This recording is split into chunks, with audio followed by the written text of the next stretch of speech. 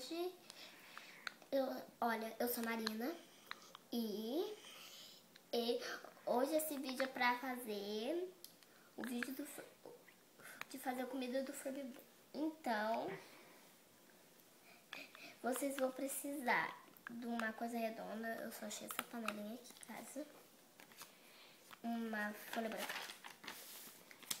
E, quer dizer, esse daqui tá fora. E um lápis escrever. Então, você pega a coisa redonda, o que você achar, e faz o contorno. Só pra mostrar pra vocês. Eu não vou recortar, por causa que eu tô com fato de tesoura. Então, vai ficar desse jeito. E você desenha as comidas. Eu desenhei, mas não ficou muito bom. Não ficou muito bom.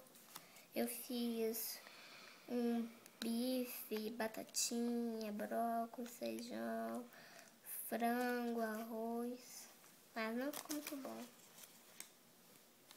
Aí você pega o desenho que você fez e põe para o seu pratinho do Furby.